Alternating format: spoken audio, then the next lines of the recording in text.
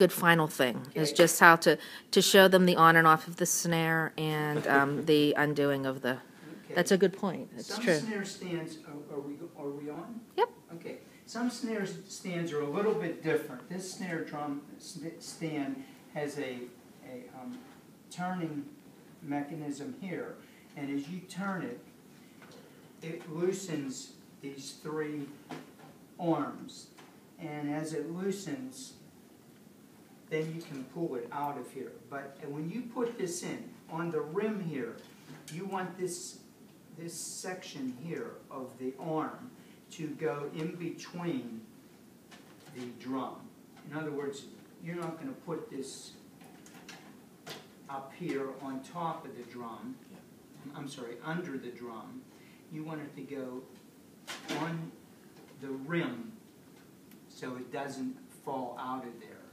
Okay, that's difficult to do sometimes. You have to turn it and then check it. And if it's out of there, you got to pull the drum up and get it into that section, into this section here. Okay? Now, there are some stands that aren't like this. They just have one straight thing that comes out with a little screw in here that tightens down, so it's sliding in and out here. Okay? So when you slide that in, you want to make sure that that's slid into the section of the drum before you tighten it down. Okay? And then you can take the drum off, and then you just do that with this. Push that down like that. Turn this, and this folds up. And if you're moving it, you can just do that with it. Okay? Mm-hmm. I always warn my drummers also that they, for some reason, if you show them the guts, what do you call it, the snares, yes. They not to strum them and not to pull on the metal parts of them, and not to hit that side. That's right. Yeah. And how do you turn on and off the snare again? The snare are turned off with this mechanism right here. Okay.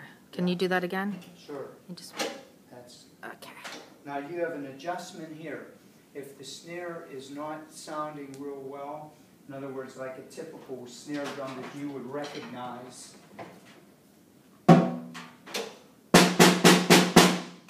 you can loosen it up, put a more echo out of the drum. And some drums, not all drums, have a dampening mechanism. There's a knob here that has a felt pad inside the drum. And when you tighten it up, that felt pad goes against the drum and it won't echo as much. Okay?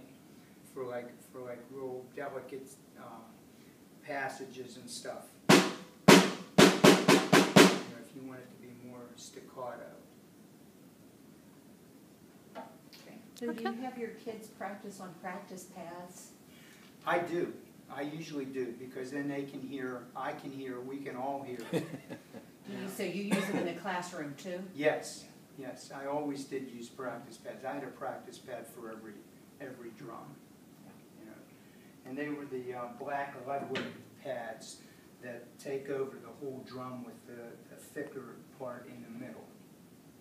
I don't know if you have those, but those are really good to use. We have the Remo little, you know, the Okay. Tunable.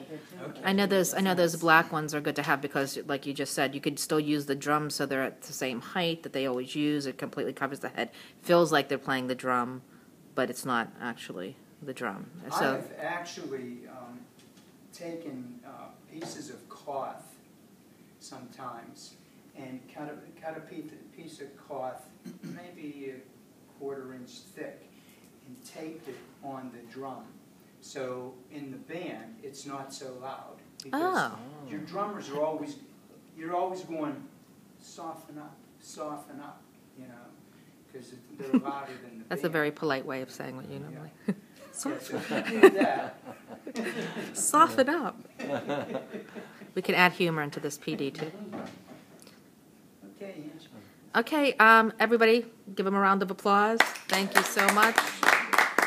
And feel free to reach out to Lou Lucarelli, lucarelli1@pghboe.net.